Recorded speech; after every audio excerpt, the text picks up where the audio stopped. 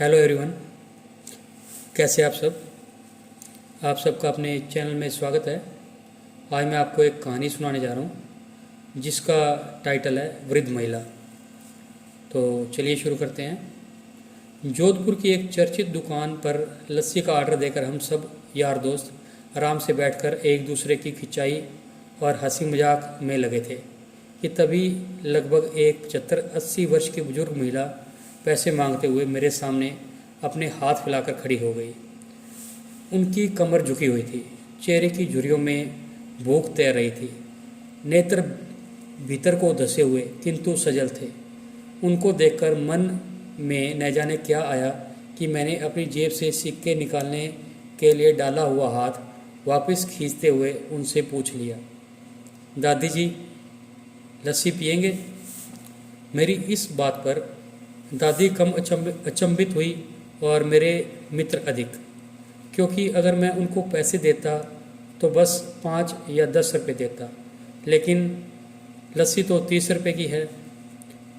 दादी ने सकुचाते हुए हामी भरी और अपने पास जो मांगकर जमा किए हुए 6-7 रुपये थे वो अपने कांपते हाथों से मेरी ओर बढ़ाए। मुझे कुछ समझ नहीं आया तो मैंने पूछा, ये किस लिए? इनको मिलाकर मेरी लस्सी के पैसे चुका देना बाबूजी। भावुक तो मैं उनको देकर ही हो गया था, रही बची कसी कसर इस बात ने पूरी कर दी थी। एकाएक मेरी आंखें छल छला आई और भर भराए गले से मैंने दुकान वाले से एक लस्सी बढ़ाने को कहा। उसने अपने पैसे वापस मुट्ठी में बंद कर लिए और पास ही ज़मीन पर बैठ गई।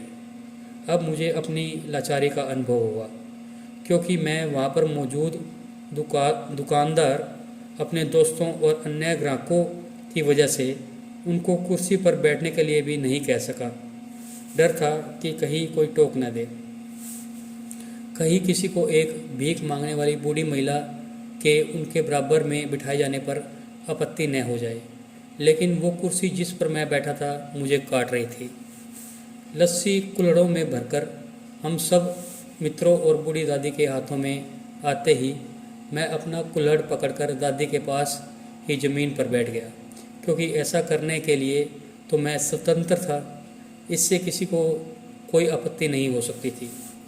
हाँ, मेरे दोस्तों ने मुझे एक पल को घूरा, लेकिन वो कुछ कहते उससे पहले ही दुकानदार के मालिक ने आगे बढ़कर दादी को उठाकर कुर्सी पर बिठा दिया और मेरी ओर मुस्कुराते हुए हाथ जोड़कर कहा, ऊपर बैठ जाइए साहब, मेरे यहाँ ग्राहक तो बहुत आते हैं किंतु इंसान कभी कभार ही आते हैं। अब सबके हाथों में लस्सी और कुल्हड़ और होठों पर सहज मुस्कुराहट थी।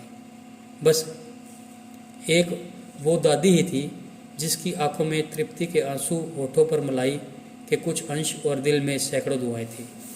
न जाने क्यों जब भी हमें 10-20 रुपये की किसी भूखे गरीब को देने की या उस पर खर्च करने की बात आती है तो हम ये सोचते हैं कि ये बहुत ही ज़्यादा है।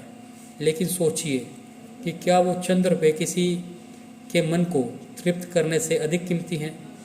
जब कभी भी अवसर मिले ऐसे दयापूर्ण और करुणामय काम करते रहें, भले ही कोई आपका साथ दे या ना दे। तो आपको ये कहानी कैसी लगी? अगर पसंद आई तो वीडियो को लाइक कीजिए, शेयर कीजिए और चैनल को सब्सक्राइब कीजिए। बेल वाला बटन ज़रूर दबाएं ताकि हम ऐसी कोई और कहानी डालें तो उसकी नोटिफिकेशन आपको मिल जाए। Thank you.